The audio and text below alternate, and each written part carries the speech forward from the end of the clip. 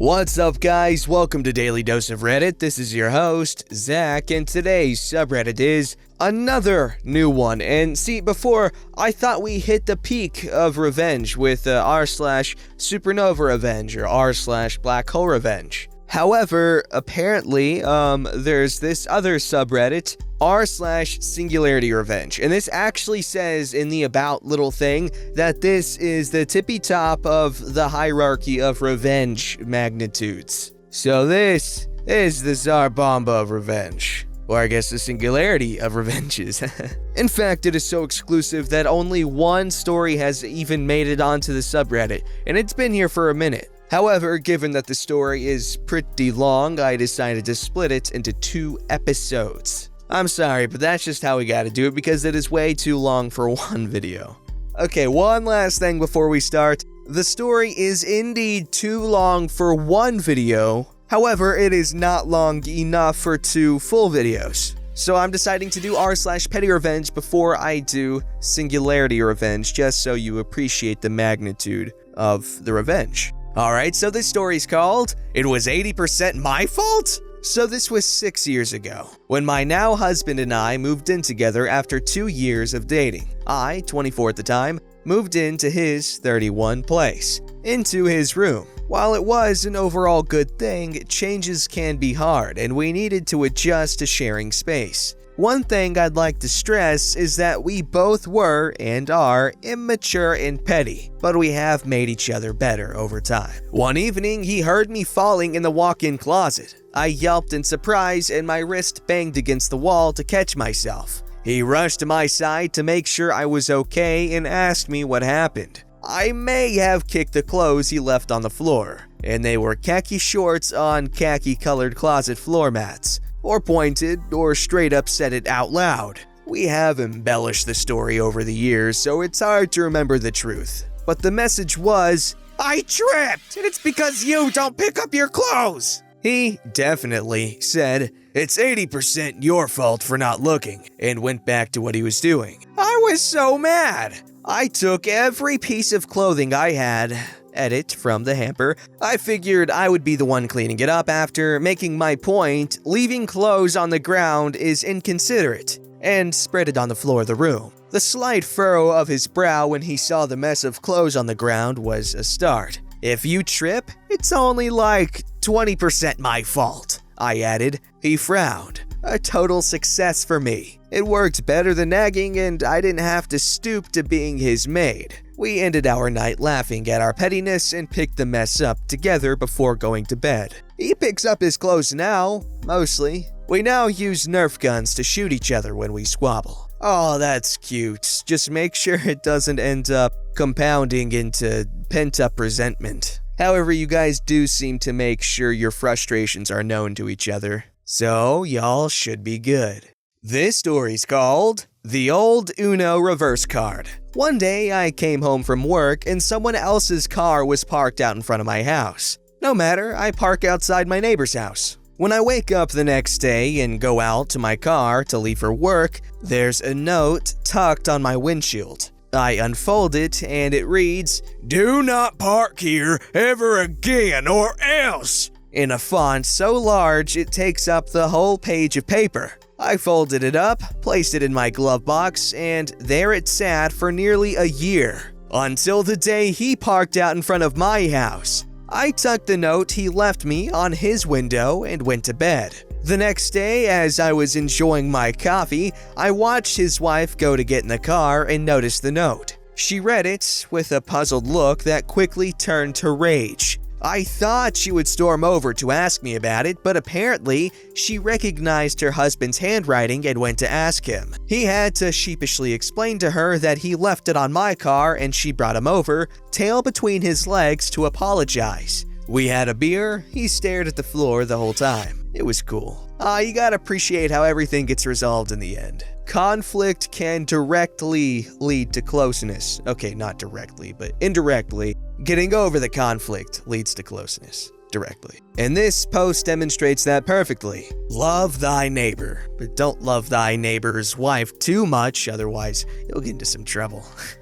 Alright, so here's the big guy, okay? It's called Treat me like dirt for years? I'll expose you at your wedding and let your mental breakdown do the rest. I've been debating posting this story as it was supposed to be a nuclear revenge, but escalated to a supernova revenge with a possible black hole revenge. I do apologize for the structure, mobile. Errors, and sense was a lot of information to hold on to and can't remember everything perfectly, and the extremely long length. These 3 years were hell, and I needed to blow off steam and show how much of a wretch she was. Disclaimer: the names of the people in this story have been changed to protect their identities. Backstory: when I was in my first year of college, I was assigned a lab partner, who we will call Robbie. He was a nice fella to spend the long, arduous days at college with, and over the 2 years of college, had come to view him as a brother. He had a couple of relationships throughout college. The first ran its course throughout the year, concluding with a relatively peaceful end. His second relationship introduces the star of the story, who I had theorized as an entitled person. However, upon revising this tale, I believe she is an insidious hag. Her name? Sally. College. Sally was lovely to be around for the first couple of months. I even admit some jealousy of their perfect relationship. Once the 4th month began, Sally began asking if anyone could give her some money for lunch, to which either Robbie or one of her friends would give her some money for food. After the 3rd time asking, next to no one provided anything, so she dragged Robbie away and returned 10 minutes later with food. This continues for most of the year of her going around cornering people, sometimes even other random students, and shaming them into giving money or food. She attempted this on me once whilst I was waiting to be served in the cafeteria. At this point, I'd had enough of her attitude and begging, so I loudly announced, "Stop begging me for money. It's not my responsibility to pay for your lunch. Maybe you should stop using the cash your parents give you for jewelry and iPhone accessories and actually buy your own lunch for once." After that encounter, she never pestered me for cash again, but doubled down on pestering everyone else and became extremely passive-aggressive towards anyone who refused to give her what she demanded. I told Robbie what she was doing, but he always replied with the same thing: "I'll talk to her about it." He never did. Each time I pestered him about talking to her, he would happily stroll in with an odd smile on his face. Turns out that whenever he began one of these talks with her, she just got on her knees and went down on him. He was so weak-willed when it came to an argument. He would shut up when she had a problem, but when he had a problem, she would be submissive to his every sexual desire to keep control. About halfway through the year, she fell pregnant. I was not one bit surprised about that, as they were banging like rabbits at this point. As a side effect of this news, Sally employed guilt tripping into her begging routine and was returning with 10 to 30 pounds. She was becoming unbearably toxic at this point, as she was showing off her loot. I had enough. I excused myself from the group and texted a few others who disliked her begging, and proceeded to the college's office and told them what Sally had been doing. Within a day of our report, Sally no longer begged or shamed anyone in college for the remainder of the year, and I thought it was finally over, that she had learned her lesson. But oh boy, she didn't. If anything, I had just stoked the fire of her rage, but she was unable to act upon anything, and she would have been kicked off of her course if anyone else reported her about her activities. I savored my victory and enjoyed the peaceful last 3 months of college with her death glare constantly on me. Work life. After we went our ways after college, most of the people from our friendship circle went to further education or begin careers. I still remained in contact with Robbie and a few others and did what I could to support him in preparing to be a father. I even went to the extent of inviting him and Sally to come and take care of my much younger siblings to give them a taste of parenthood. Surprisingly, Sally thanked me for giving her the experience and hadn't done anything out of the normal. I'd have expected her to do something petty to get me back, but alas, nothing happened. Robbie thanked me graciously for the experience and offered to pay me back with some drinks, to which I had accepted and had a good time, if I might add. It was odd. Sally was obviously pissed about me spewing her little guilt-tripping scam, but wasn't doing anything.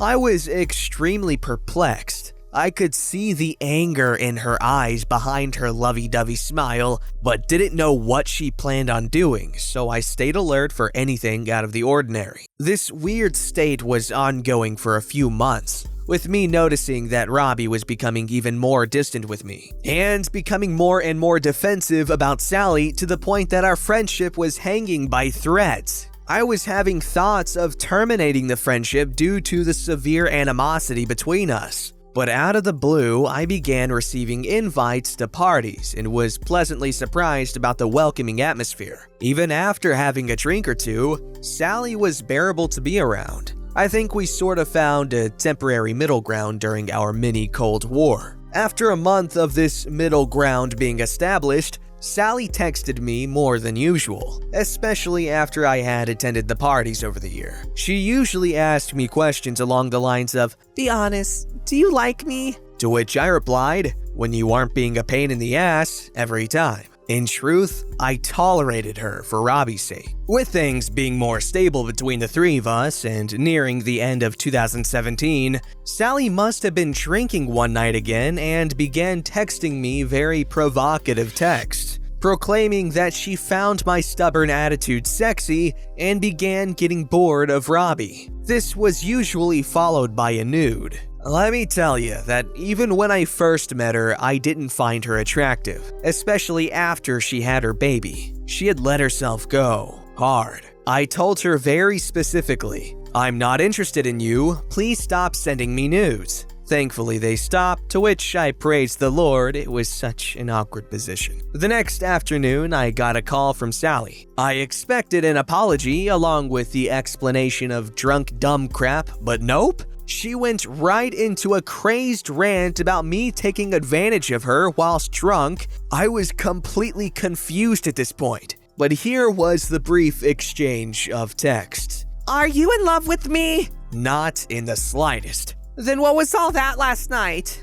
"You began the conversation last night, and before I could tell you to piss off and leave me alone, you began sending pic after pic to me. It's not my fault for your drunken decisions." She remained silent and put the phone down. The nudes she sent went through iMessage, so they were permanently attached to the conversation. It was like a jump scare every time I saw them. After a couple of hours, I received a call from none other than Sally. "I'm sorry, please don't tell Robbie. I was really drunk last night." I thought so. I won't say anything as long as you stop being a passive-aggressive ass to me. I also suggest you talk to Robbie, but don't outright tell him about what you said. "I promise, I'm sorry." After this happened, the remainder of 2017 was a breeze, no problems at all. Robbie even proposed to Sally and wanted to get married in 2018. Everything was going well. Me, Robbie, and Sally even went out for drinks together. However, they conveniently left when it was their turn to pay for drinks,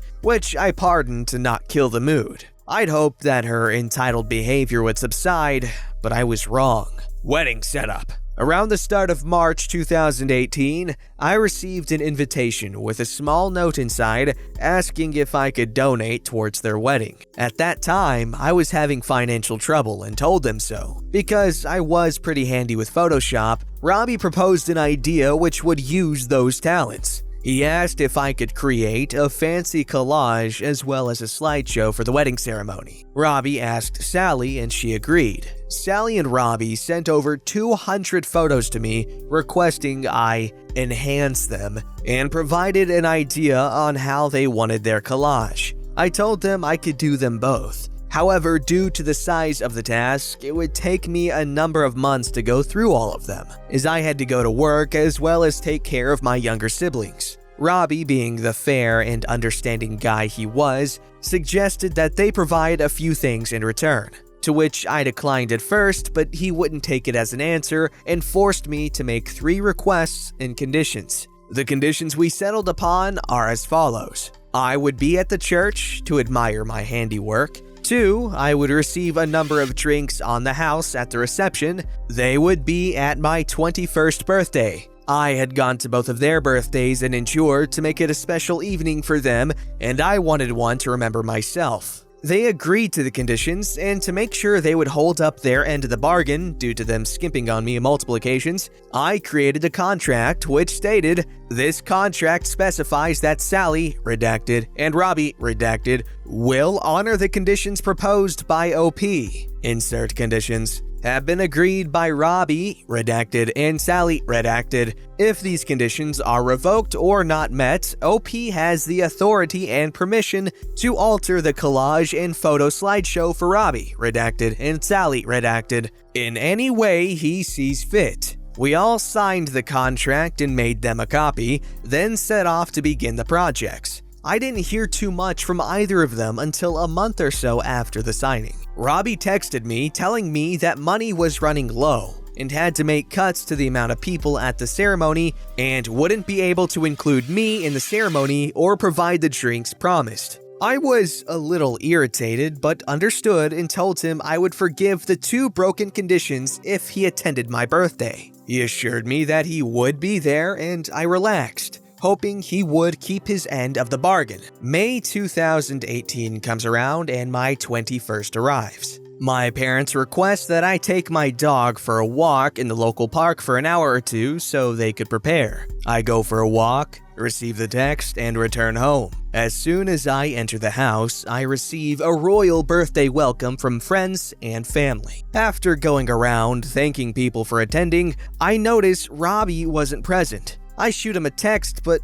receive no reply. I then call him a few times but still no reply. At that point, I'm a little irritated but don't let it bother me and enjoy the day and night. The following morning, I wake up with a hellish hangover and a backlog of texts and missed calls from both Robbie and Sally. They're most likely going to apologize and offer to spend the day with me today. Nope, I called Sally and received a lovely good morning greeting. "Why the heck were you calling us yesterday? You woke up the baby!" Sorry for waking him, but it was my 21st yesterday and was wondering where you both were. Robbie assured me you both would be here. "Oh yeah, we forgot about that and went on our date night. We went to what?" Are you serious? "Excuse me?" You just blew off my 21st when I spent time and money coming to both of yours, as well as providing you with a collage and a slideshow for your wedding?